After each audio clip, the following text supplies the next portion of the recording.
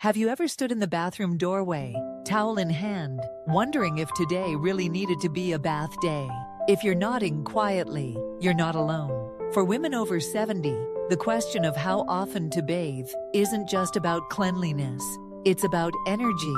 It's about skin health. It's about balancing independence with comfort, and sometimes even safety. For much of our lives, daily bathing was simply routine.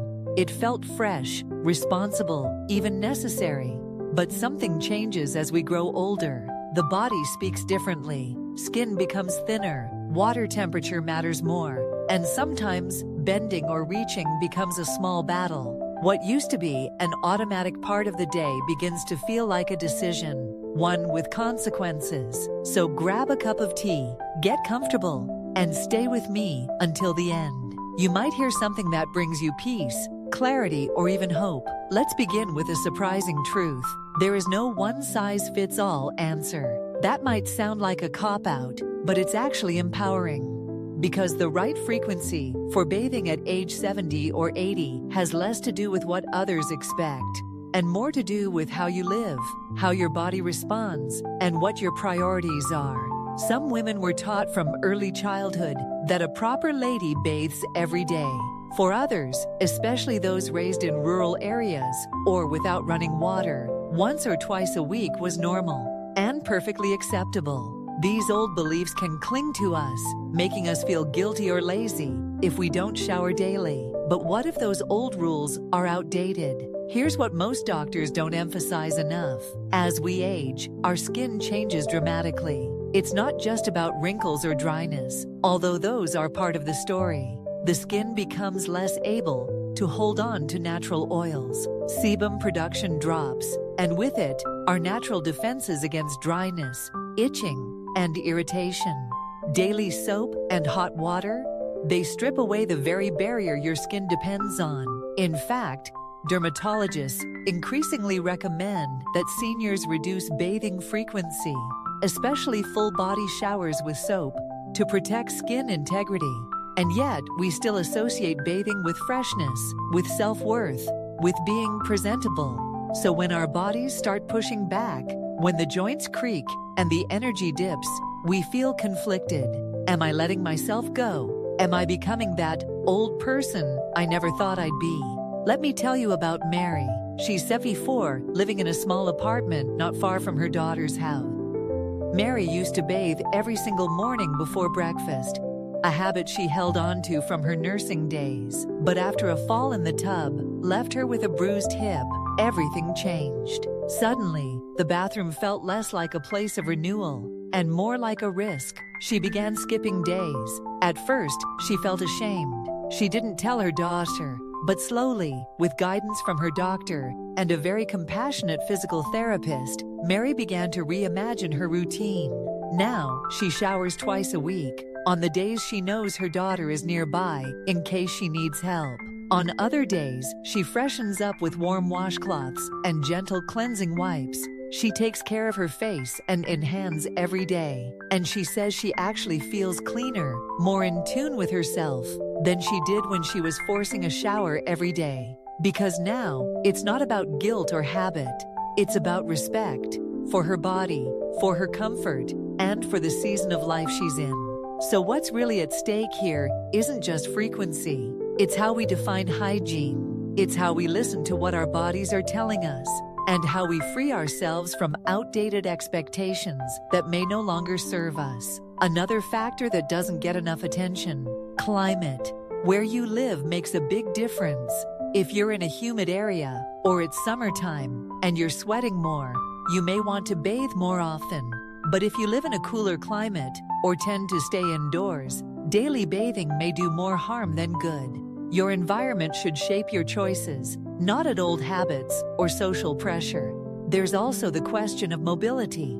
For some women over 70, bathing isn't just tiring, it's dangerous. The CDC reports that bathroom falls are one of the leading causes of injury in older adults. Slippery floors, hot water, reaching for towels, they all become risks. But here's the thing: scaling back your shower frequency doesn't mean you're giving up. In fact, it can be a powerful act of self-care. When you choose to prioritize safety and skin health, you're not being lazy, you're being wise. Let's take a moment here, because if you're feeling conflicted or even a little defensive, that's okay. For many of us, bathing has emotional weight. It connects to dignity, to identity. It's how we prepare to face the world or wind down from it. So when someone suggests that you don't need to bathe every day, it can feel like an erosion of pride. But here's the beautiful truth. Dignity isn't in the number of showers you take. It's in how you treat yourself. With gentleness, with intelligence, with grace. That might mean rethinking what bathing looks like. It could be a soft washcloth warmed under the tap, used lovingly on your face and arms. It might mean sponge baths or using specially formulated no-rinse cleansers. It might mean washing your hair just once a week and discovering that your scalp feels healthier and less itchy because of it. And let's talk about hair for a moment. Most women over 70 don't need to wash their hair more than once a week, and many benefit from washing it even less. The scalp, like the rest of your skin, produces less oil with age. Overwashing can lead to brittle strands, flaky scalps, and even hair loss. A gentle rinse or dry shampoo can go a long way. If you've noticed changes in your hair texture or breakage, it might not be age alone. It could be that you're simply washing too often. Less really can be more.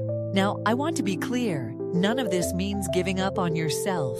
It means adjusting. It means honoring the wisdom of your body and the reality of your life today, not clinging to routines that no longer make sense.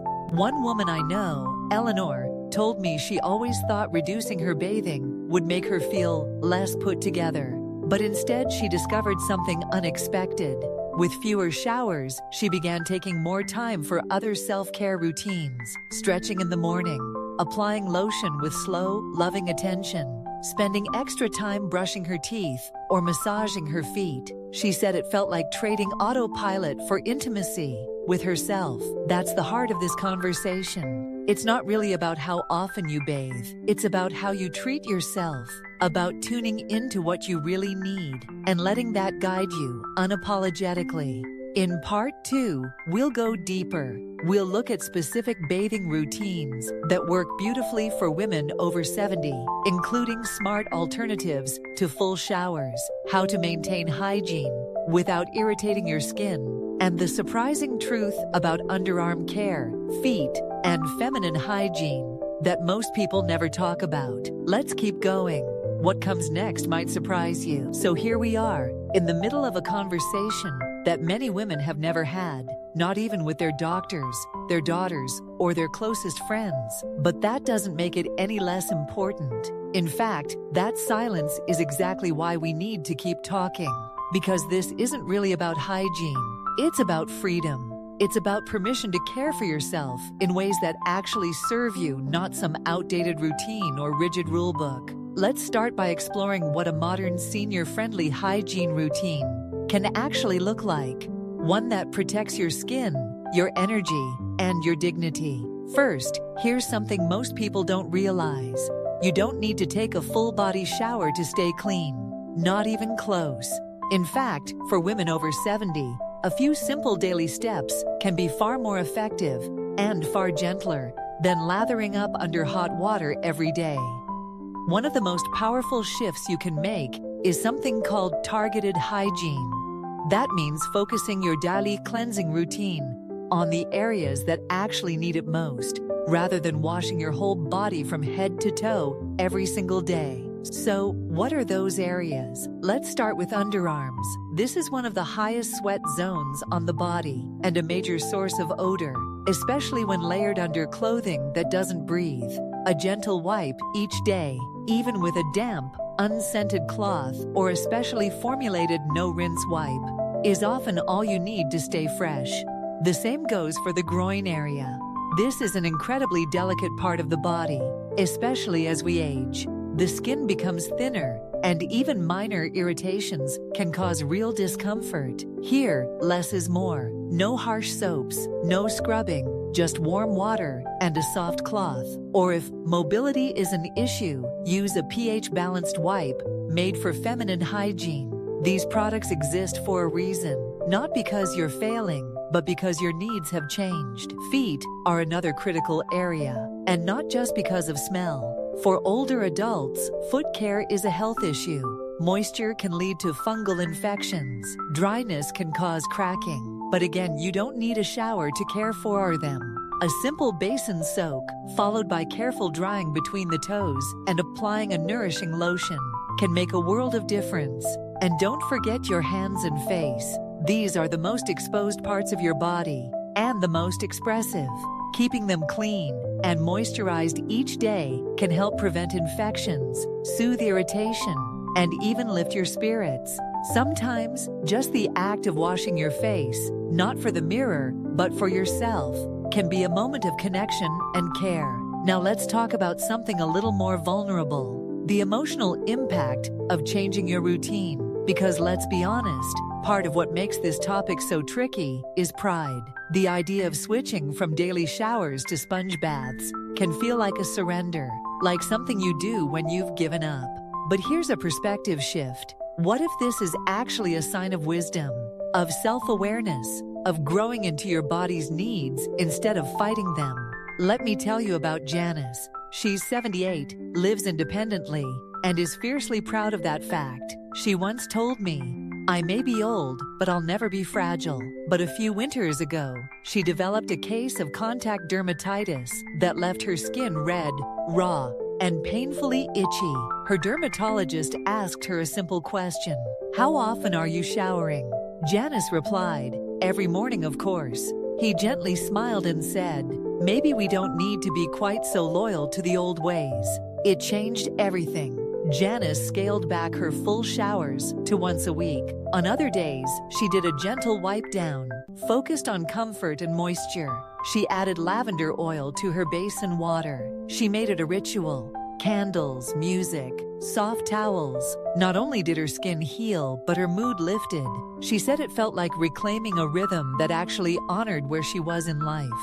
That's the key.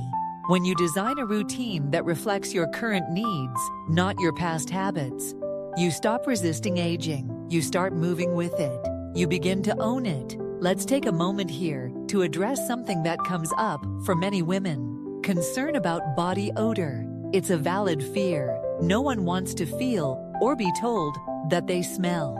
But here's the surprising truth: body odor is not caused by age itself. It's caused by bacteria interacting with sweat and skin oils, and you don't need to be soaking in the tub every day to manage it. In fact, overwashing can make the issue worse, especially if it disrupts your skin's natural microbiome. Targeted cleansing, breathable clothing, and choosing fabrics like cotton can do more to keep you smelling fresh than a daily shower ever could. And don't underestimate the power of hydration. Inside and out, drinking enough water helps regulate sweat and keeps your skin healthier from within. And moisturizing your skin helps prevent the dryness and flaking that can trap bacteria and odor. There's another overlooked area I want to gently bring into the conversation: incontinence.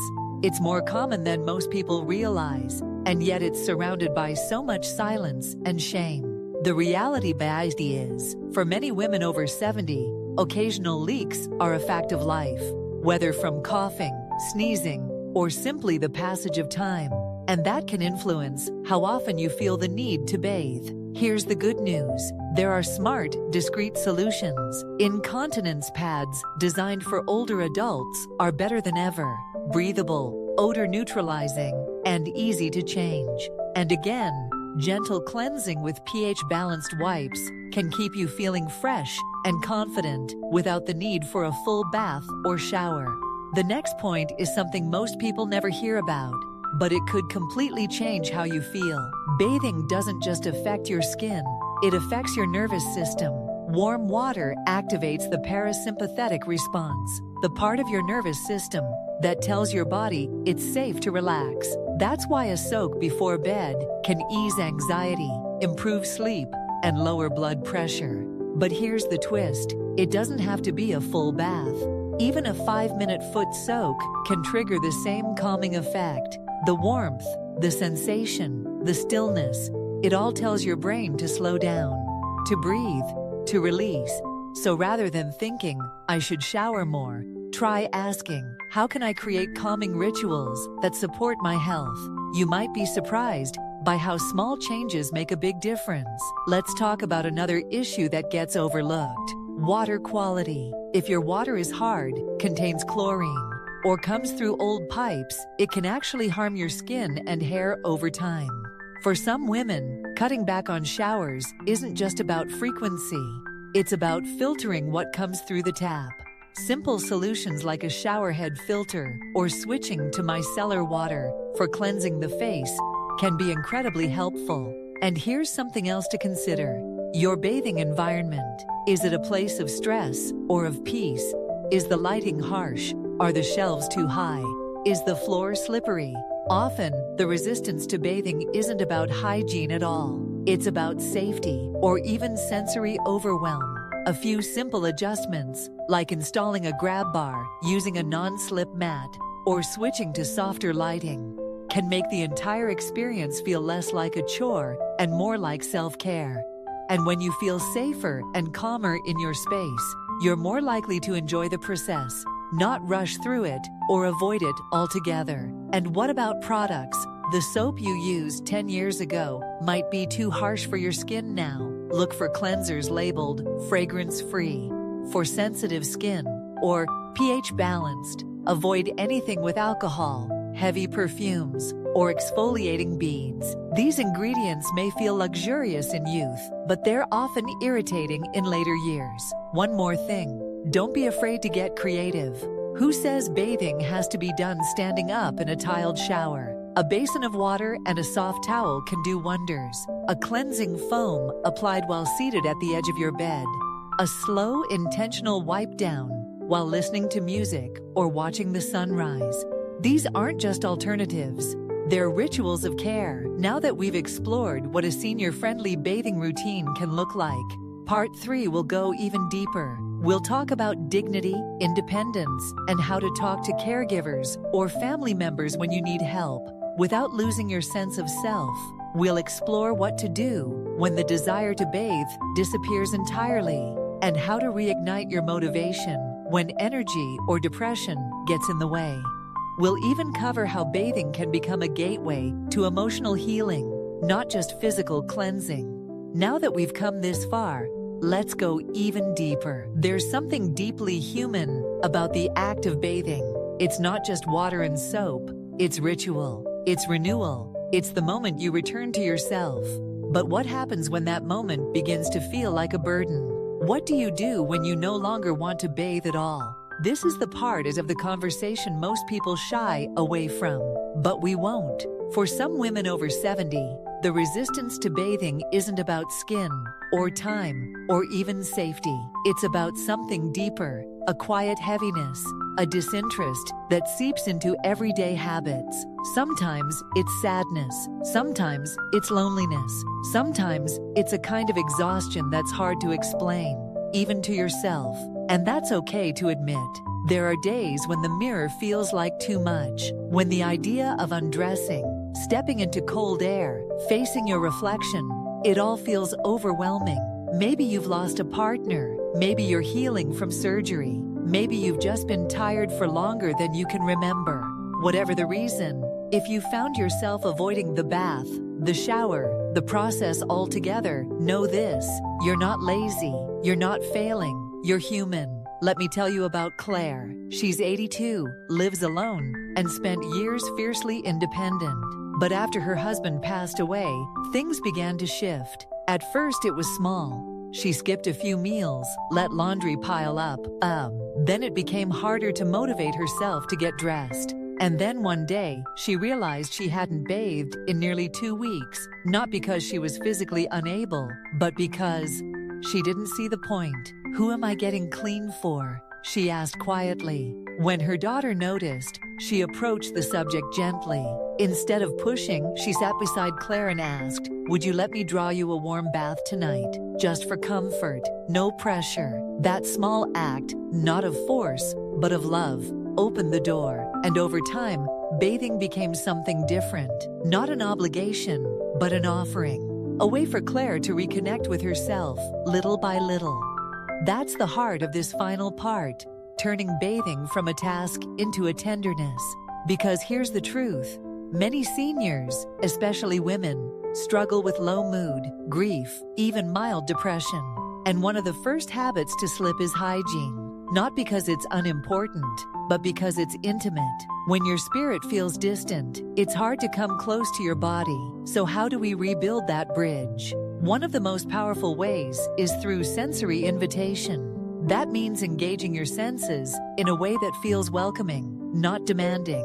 Try lighting a candle in the bathroom before you ever turn on the water. Choose a scent that reminds you of something joyful, maybe lavender, or rose, or eucalyptus. Play soft music, something that soothes your nervous system before the bath even begins. Let the experience unfold slowly, no rush. Lay out your towel ahead of time. Warm your lotion slightly. Pick a pair of cozy socks or a soft robe for afterward. These aren't luxuries, they're signals to your brain. You are safe, you are cared for, you deserve this. Some women find it helpful to pair bathing with a loving memory. Light a candle in honor of someone you miss. Listen to music from a time in your life that made you feel beautiful. Turn bathing into a ritual of remembrance, not just cleansing, but connection. And here's something rarely spoken aloud. It's okay to ask for help and still maintain your dignity. If mobility or fatigue makes bathing difficult, working with a caregiver doesn't have to feel embarrassing or invasive. The key is communication. Let your helper know how you want to be supported. Maybe you prefer to wash privately, but need help getting in and out of the tub. Maybe you want someone nearby, but outside the room, just in case. Set boundaries. Use language that preserves your sense of control. I'd like your help with safety, but I'll handle the rest myself. Or, please knock before entering.